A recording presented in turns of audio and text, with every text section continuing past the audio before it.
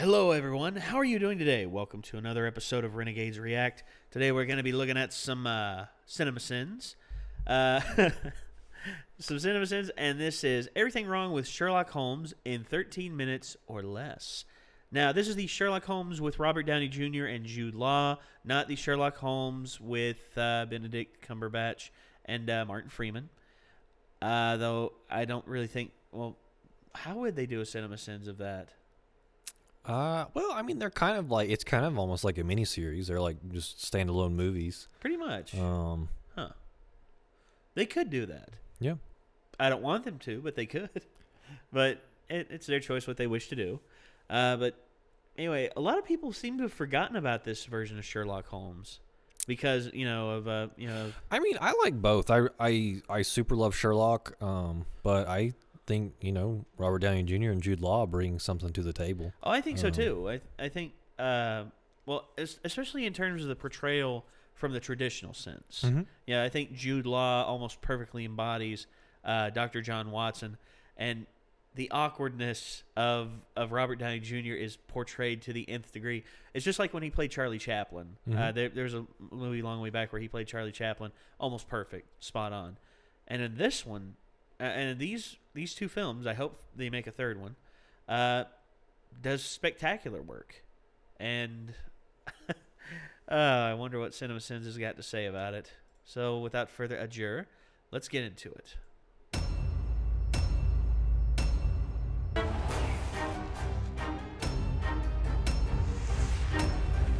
This film production logo is so ballsy I straight up have no idea what company it's for. But good job on being ballsy enough to not include your name, Mystery Production Company. This horse is wild enough to make me wonder why he was ever put on carriage pulling duty in the first place. Did Sherlock have a head start on them? Or is he actually parkouring faster than the cops in the horse and buggy using the road? Building where they're having a black magic sacrifice of a young woman isn't locked. First point of attack.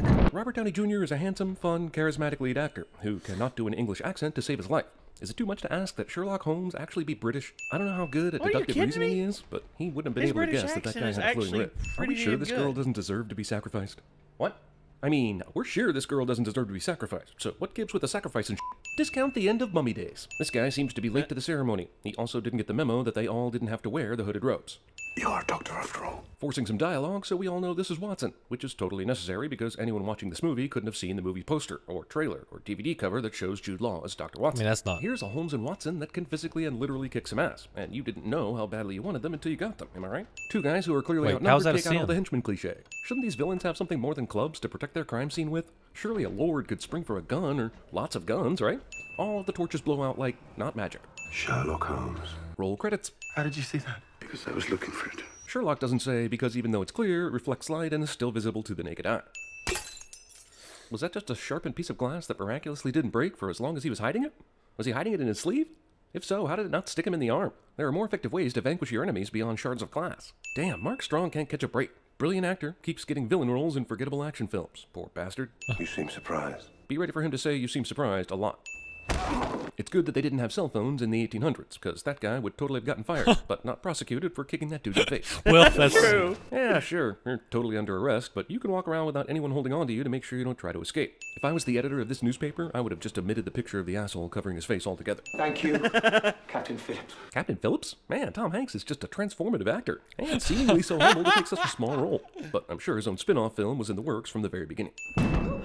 Perhaps a nice cup of tea. Watson, at least, is sufficiently English. There are far more bullet holes here Wait, than there were did he shots give him a fired. sin for Was that? he just trashing his apartment and shooting at the wall for 3 weeks? And it took Watson to come in and mildly suggest a new case for him to perk up and start looking? The absentee landlady. I feel like shooting a gun at the wall would give her good cause to a victim, so he probably shouldn't be mocking her. What have you done to Gladstone now? What Michael Vick would be doing if he were alive in this time period. There's nothing of interest for me out there on Earth at all. Holmes perfectly sums up introversion. I think the people who made this film have confused Holmes' deductive reasoning skills with people watching. This waiter is really bold stealing the silverware in front of everyone, instead of in a more secret place. Straighten your tie. If this guy's such a stickler for details, how is he not noticing the waiter who looks like he's straight out of Friday Night Lights stealing the silverware? I have a pile of detective novels at home, Wilkie Collins, Poe. No Arthur Conan Doyle? I hear he's good. How is that a sin? That was just him making a joke. What is he proving by That was showing not a her shot at something the he movie. already knows? A stub from a boxing match. Now, I can infer that he's a bit of a gambler. You can also infer that he likes boxing, or likes to watch two sweaty dudes hit each other. Why not? In this movie, Robert Downey Jr. plays British Tony Stark. At which point he broke off the engagement and returned to England for better prospects. Dr. Dr. Babs. I didn't leave him.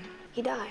Is Sherlock's jealousy of this woman really so irrational that he would imagine the worst-case scenario rather than the most realistic and innocent one? He not only arrived early, but he also ordered before everyone else too? Holmes has always been brusque and eccentric, but this version's just an asshole. He knew. That's because he knew that he would offend her quick enough for them While I appreciate to the way leave. this movie uses boxing to show off Holmes' superior mind, the idea that a reclusive, agoraphobic investigator would regularly participate in chaotic, grimy street fights is beyond what my suspension of disbelief can bear. At the end of the movie, we find out that he's actually just a figment of Edward Norton's imagination. Why is no one else paying attention to her? She's far better dressed than anyone else, and pretty much the only woman in the room. A Victorian-era Irish fight club would come to a screeching halt as soon as she walked in the door. If That's Sherlock probably can not- mentally map out every probably not. move of a physical fight, why was it a more evenly matched bout before Adler showed up? This movie has an even bleaker view on London than the Muppets Christmas Carol does, and that's saying something. We find out later that Lord Blackwood paid this guy off to fake like he's gagging on the ground. And I'm sending this because we didn't get to see how that exchange went down. Was this guy just corrupted and easily swayed by money? Or was he a really good cop that just never felt like police work was his true calling and had dreams of being an actor? He saw this as a big opportunity to see if he really had what it takes. If Lord Blackwood is really as dangerous as they all think, and this master manipulator, why did they put him in a jail cell in close proximity with these very impressionable, possibly mentally ill prisoners? Were all their solitary confinement cells taken up by other well-to-do black magic criminal masterminds? Maybe. I, using musical theory, have created order. I don't think he can call this musical theory. I, however, think you can call it you not knowing how to play the violin. You are Blackwood's last request. And they're just gonna honor it? Who gives a shit? He's a lord with power, yes, but he's also a scandalous murderer, and there's no reason to cater to him. Do all average rich citizens get one last dying illegal wish? Confused about the geography here. Holmes' shop is in northeast London, and they're headed to Pentonville Prison, which is also in North London. But it looks like, based on this shot, they crossed over London Bridge heading southbound, when there's absolutely no reason to do that. That's like driving from Texas to Mexico to get to Oklahoma. Am I overthinking this? Someone's got to. Watson punches him square in the nose without leaving a scratch or bruise. Or even a moment of, what the fuck, man, that fucking hurt, you're such a dick. Was picketing more of an art form back then? All of these people really know how to make some good-looking restoration hardware caliber signs. This movie perpetuates the stereotype that British people have bad teeth. That's racist. That's a very clean and starched collar for someone who's been in prison for months. They added some supernatural swoopy sound when he clearly just got up quickly like a normal person. You are sentenced to death for the practice of black magic. Victorian London was pretty backwards, but not that backwards. Were they?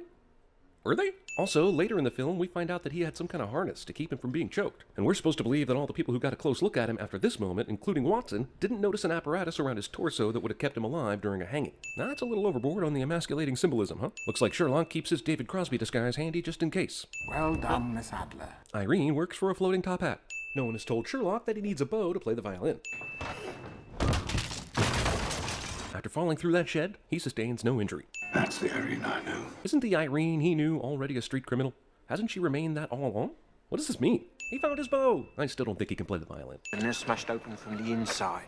Holmes tells us at the end of the movie that this slab was broken and put back together with a mild adhesive that would be washed away by the rain, which doesn't explain how it didn't just cave into the tomb, shutting him inside. Were all the cops in 18th century London just 5-year-olds who used the Zoltar Speaks machine so they could weasel their way into the police force? That's the only logical thing I can come up with to explain why all these cops are scared shitless to do anything concerning Blackwood. Now you get down there and you bring that coffin up now. The inspector didn't have what seemed to be a very effective pep talk with his officers before Holmes and Watson showed up. Holmes is so good, he is apparently allowed to get away with tampering with evidence. See? And when the dead walk, the living will fill these coffins. Is he insinuating that all the living people will be dead? Because if we're all dead, what's to keep us from walking around with those who were previously dead? Unless the dead are going to come and get all the alive people and put them in the coffins. Regardless, this guy has some explaining to do.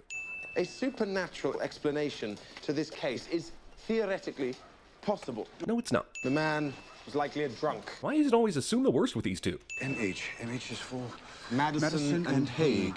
Well, isn't that convenient? If Watson is supposed to be this brilliant doctor that has developed considerable deductive powers of his own, how could he not see right through this gypsy woman making very general predictions about his future? Playing dice on a checkerboard, but still using the checkers in some way. What the fuck is this game?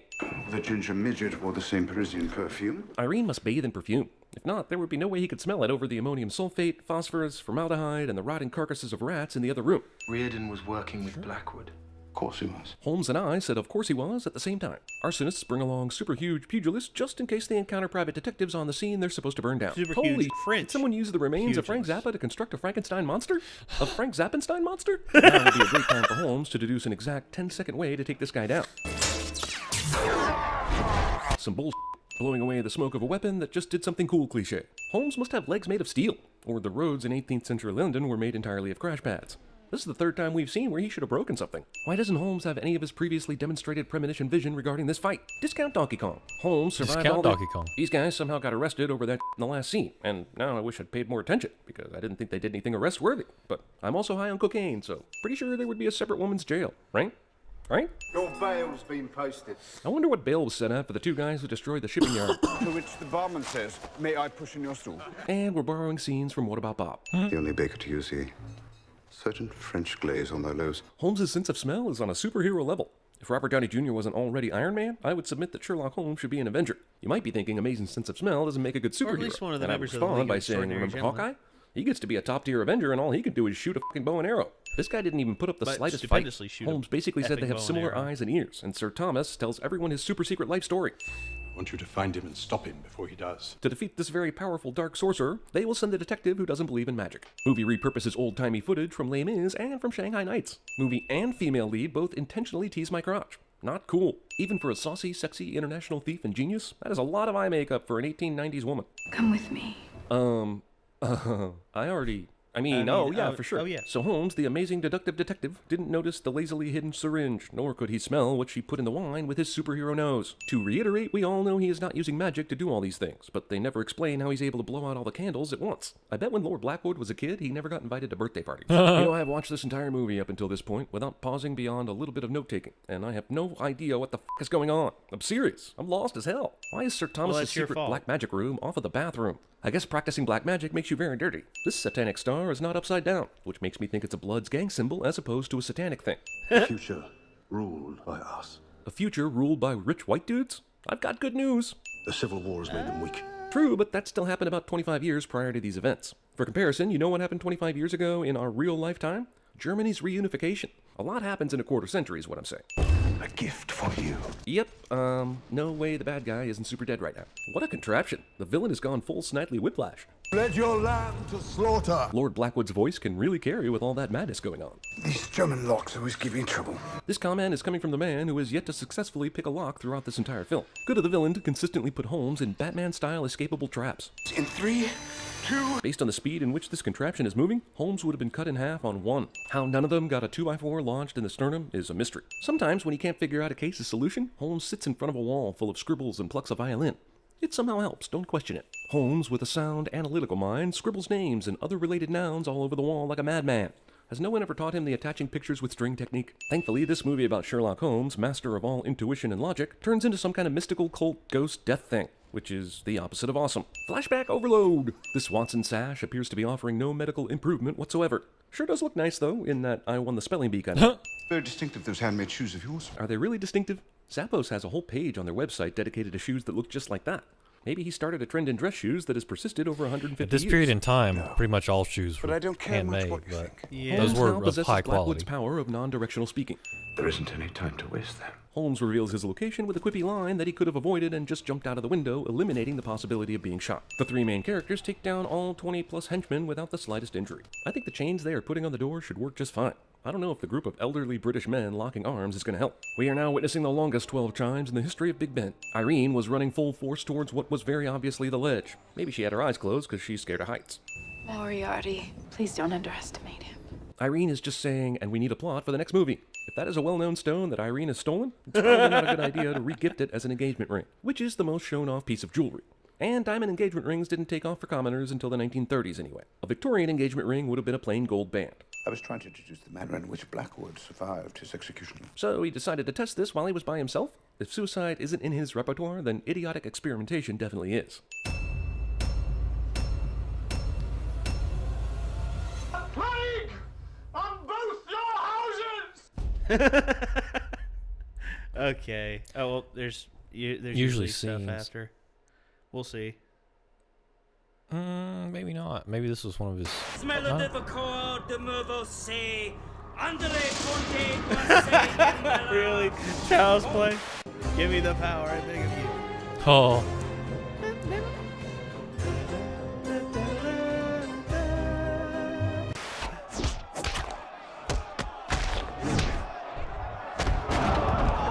I know Kung Fu. It's a trap!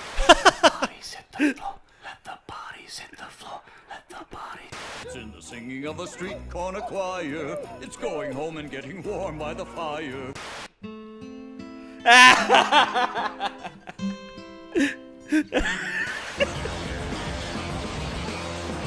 Oh yeah, from Snatch. Also directed by Guy Ritchie. Remember the 5th of November, the gunpowder, treason, and plot. Interesting. Okay, so first off, Robert Downey Jr.'s British accent is actually on point. The guy won a friggin' Oscar for having that British accent. So, yeah, I wouldn't knock that. But I feel like this, which I think they got better over time, but I feel like some of his comments, like, he was just making a joke, but it wasn't actually a criticism of the movie, but it still counted as a sin, which I think is odd. He's said in the past, they've said in the past that the sins really don't mean anything. Yeah. They're just putting them there just to be funny. Well, it's like whose line is anyway. The points are made up. And, yeah, you know. yeah, and it's one of those things. I mean, I loved the Sherlock Holmes movies with Robert Downey Jr. and Jude Law. I was upset in the second one with how they handled Irene. Yeah, like I was upset about that. I mean, they just presumably she's just gone. Yeah, and I just don't get why they would do that. Versus this one, which had a good skeptical Sherlock Holmes that dove into black magic. Yeah, well, presumable black magic. And also the introduction of Moriarty, who also I was a little bit upset with how they portrayed him in the second one as well. Don't get me wrong, the guy who played him was awesome as Moriarty, but the fact of how he went, also how Moriarty went out versus. Well, that was true too. That was true to how it actually happened in the book, but for the third film, you see what you want to do is how a trilogy has to be. Okay, I can't really say how a trilogy is supposed to be, but what you need is you have your introduction to the primary antagonist of the overall story arc in the first one, and then in the second one you have kind of like either a draw or kind of a loss, like how it is how it was in Empire Strikes Back, to prove that the heroes are human. The heroes are human and can lose. And then in the finale, you have the overall resolution. Now the resolution may not 100% be in the favor of the protagonist, but overall the antagonist is defeated. That's the primary story, and I'm not sure if that's what they were going to go with this franchise. But yeah, I'm glad they added in Noomi Rapace. Noomi Rapace, I love her as an actress. And she was pretty good in the second Sherlock Holmes movie. Still waiting for the third one, guys. Still waiting for it. Where is it? But you see, him sending some of the things I get, like the taser prod, the taser prod that he used on Dredger, in the fight. That was a bit bull, but at the same time, you have to play up some things for comedy. Sure. For comedy's sake. And that's kind of a comedic weapon to use against someone like Dredger, who is this behemoth of a man. I mean, you got freaking Kurgan from the WWE coming at you with a bull knife. What are you going to do? Bzzzt. Honestly, science wins. It was kind of an interesting, kind of like off the wall, sort of like Tesla inspired something, Yeah, kind of almost steampunkish, and I like that. I like when that steampunk makes comebacks in some ways. It's just one of the most underrated steampunk inspired works out there. And I think I get why people didn't gravitate towards it as much. Steam Boy, did you ever see it? Mm-mm. It was a Japanese animation film that was directed by the same director who did Akira, and it was gorgeous. It was set in Victorian England, and it dealt with a boy, James Ray Steam, whose father and grandfather were searching for the purest form of water so that they could create what they called the perfect what they called steam balls. And what the steam ball was it had this water contained in it that could produce an infinite amount of steam. An infinite amount of steam, and thus steam engines would never run out. But due to corporations, they were interested in this, and they were the ones who backed a lot of the research, and thus they dipped their hands into it. And whereas James's father, gets reintroduced to the fold and tries to bring James in, James's grandfather, pretty much comes up and says, no, they're trying to destroy what we were trying to build and everything. And it, throws up a lot of the morals about, what is acceptable in terms of innovation and how innovations are used. And I really wish they would have continued with it. There was actually talk of a sequel being made, but it got shut down because the popularity wasn't high enough for the original Steam Boy. And I was very upset about that because you see, I love stuff that takes risks like that, and when it pays off, especially. I mean, it's just like everyone said for the longest time. People were saying, "Oh, they should make a Deadpool movie," and look what happened: $300 million at the box office in the U.S. Hey, Hollywood, you hear that? It's originality knocking. You gonna answer the door? Sorry. Here we go again with Hollywood. There you go. Put in maximum effort, maximum rewards. Exactly. I mean, honestly, effort pays out a lot, especially when there's passion behind it. When there's passion behind the effort, a lot can get accomplished. It's been when it's lofted up by a weird little baby hand. Yeah. So weird. Oh, that creeped me out so bad. That is weird. Okay, so anyway, guys, what did you make of Sherlock Holmes? Did you like Robert Downey Jr.'s portrayal, or do you prefer? I was gonna say Benedict Cumberbatch. Actually, there was one person who had. Yeah, it doesn't matter how you make like a play on his name. Like you have Benedict Cumberbatch and then Wunderlich Lunderbach. I took a name quiz. It was like, what is your what is your Benedict Cumberbatch name? And you put in like the first letter of your name or your first and last name, and it told me that my Benedict Cumberbatch name was, okay, ready, Blenderdick Thundercat. Yeah. Yeah. I was like, wow. Wunderlich Lunderbach. I was like, thanks, Internet. I didn't need that at all. But it doesn't matter. And so now in the comment section, everyone's going to be calling me that for like ad infinitum. Pickle chips. There was one I heard. It was pickle chips. Pickle chips cock and dust. Pickle chips cock and dust. Wait, isn't it supposed to kind of halfway like rhyme, like use assonance or consonants, or just everything is out the window? Sometimes it gets so far down because there was like one where it just got worse and worse. Yeah, at the top it had Benedict Cumberbatch, and then it had Benny Rich. Yeah, like it. A little change here, a little change there, and then by the bottom it was just like something ridiculous. Gotcha. But yet, and then at the bottom it said, no matter the name, you know who we are referring to. Right, that's true. I feel like if you really want to pull it off, it has to have alliteration, assonance, or consonants to really. Okay, I get that. And now I suddenly wonder why, consonants is when the consonants in it match up, but then assonance is when the vowels line up. And why are those two different words? I don't seem know. related. It's English weird. Is weird, man. Well, the history of English. Oh gosh. But anyway, we hope you all enjoyed this. Check out CinemaSins, guys. They always put on good stuff.